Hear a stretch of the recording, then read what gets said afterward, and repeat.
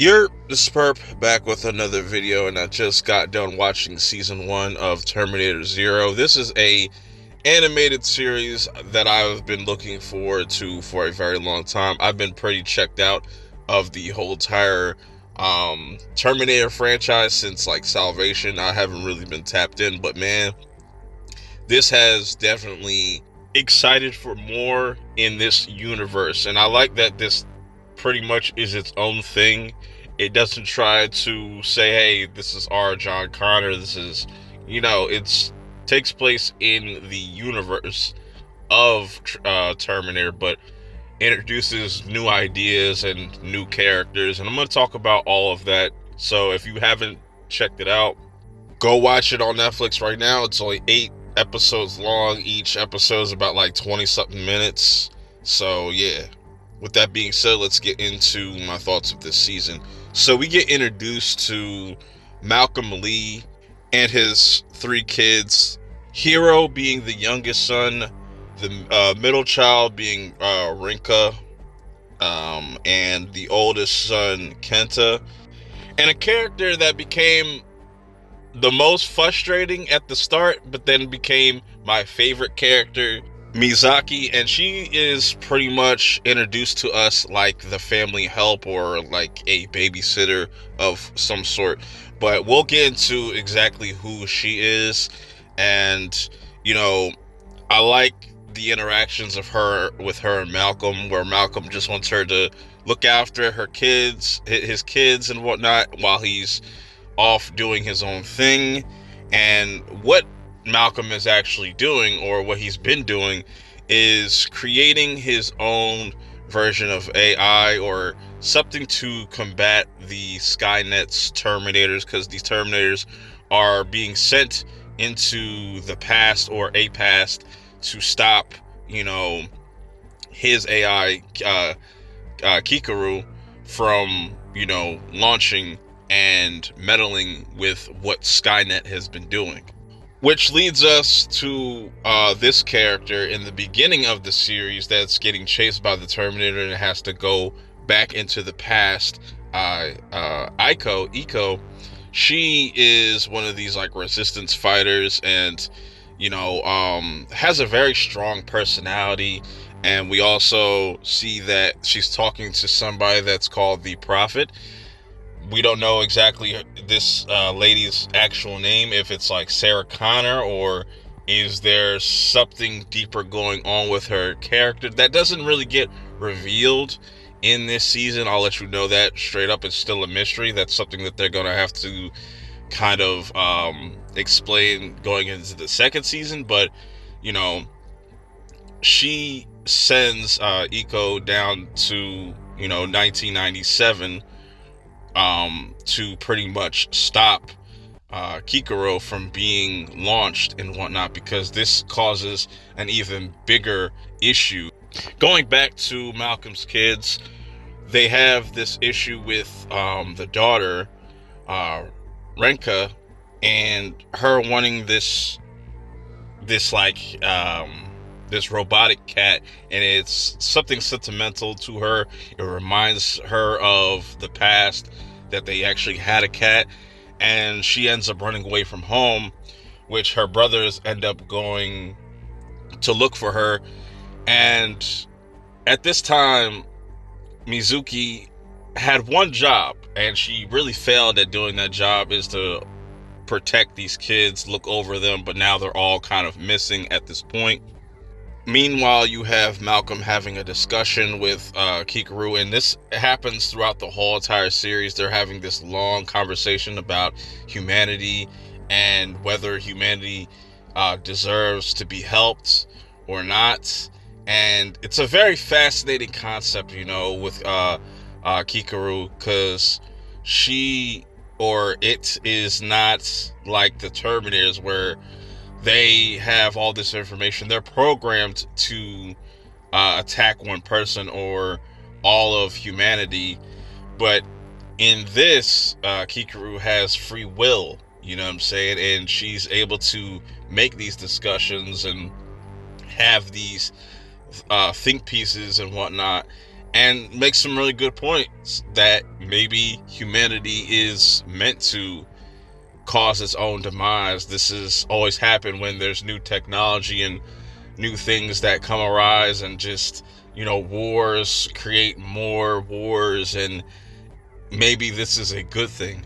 So like I said, Malcolm is pretty pissed about, the kids all being away and just not at home. They're out here while there's a Terminator trying to kill them, or just kill Malcolm. And this guy is absolutely brutal. They don't hold back with the violence with these Terminators, bro. Like, they are legit killing machines. Iku is able to catch up with Misaki and tries to interrogate her on where's Malcolm, because she was sent into the past to stop him from creating or even bringing online Kikoro. So they end up teaming up to find the kids, but little do they know that, Kenta actually, takes up after his father. He's able to, take one of these machines that are called Inus, and these are just self-helping robots and whatnot that have a big pivotal role outside of, just the Terminators that are out there, and there's a shit ton of them. But what I like about this show is the pacing is continuously action-packed, as you have, Iko and Renka are, trying to run away and split up and get away from the police. While this Terminator is chasing them, they're able to kind of split things up a little bit until we get to the police station. This is where Mizuki ends up finding out that there's no record of her actually existing. So there's this whole big mystery around her character, but it's kind of too late, because the Terminator is on their ass, is able to break into this precinct, destroy all these cops there, tears off Mizuki's arm, and this is where she gets to reveal that she's an actual robot or an android. Hiro and Kenta are pretty much in shock of this. Kenta is really not feeling this. He starts to have a extreme disdain for robots, and things just completely go left as Iko ends up getting taken into custody, while now Kikoro is about to be put online. And boy, once that happens around episode 5, we just see absolute chaos. Nukes all over the world are going off, and it's looking like a damn light show. And this is just one of the outcomes that could possibly happen. But what ends up happening is Kikoro ends up just taking all the information that she knows from all the different databases and gives humanity a choice: comply or be destroyed.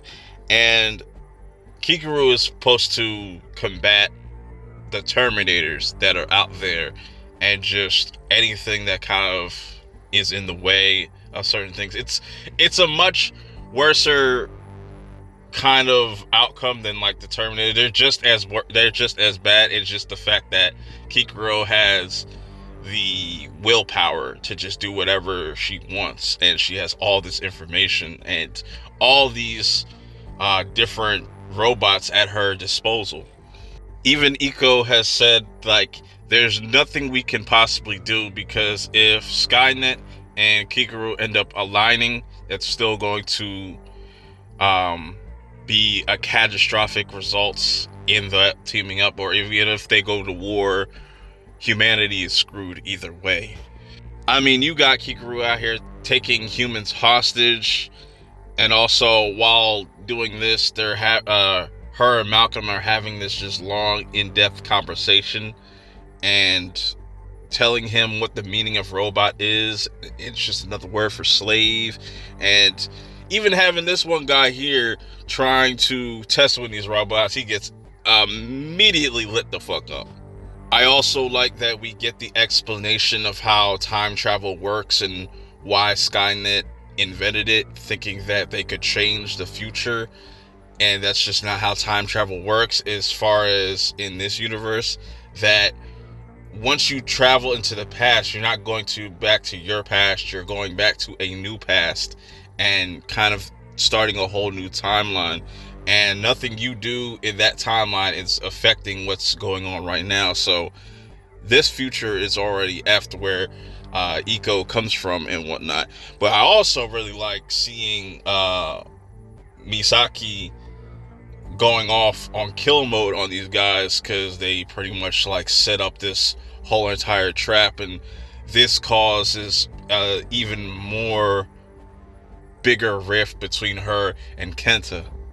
It's at this point where Kenta becomes a very fascinating character, because he's always like pulled in between like humanity and treating Misaki as just a robot that has no emotions. He's not falling for it. I also like that we get more personal with Malcolm's character, understanding how he felt about his wife and just how he feels about his kids, because in the beginning it seems like all he cares about is work, but he's doing all this to protect the ones that he loves.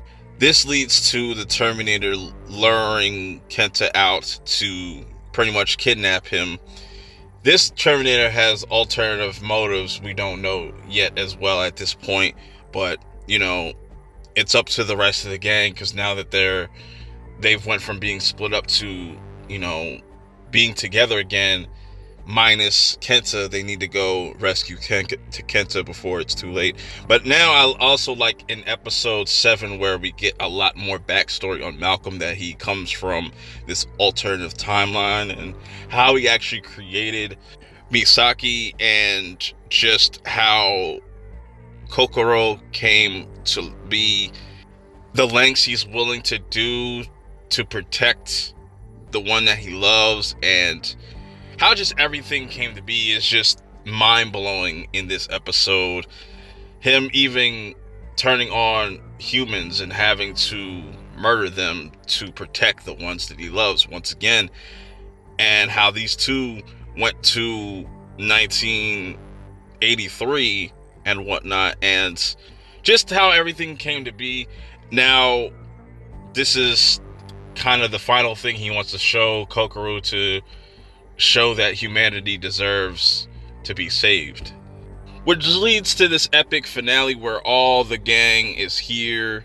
You know what I'm saying? They are going after Kenta to go save him, but also his father Malcolm has a decision to make as well, because there's a Terminator that's looking to kill him, and there's this EMP that he wants to use to shut off all the different machines to stop Kikaru entirely. But this ends up like a brutal fight. We see Masaki fighting the Terminator. We also see Iku fighting the Terminator. She gets her hand completely crushed, and now Malcolm has to make that ultimate sacrifice to save Iko, and he loses his life, but also in his last dying breath he reveals that Iko is actually his mother.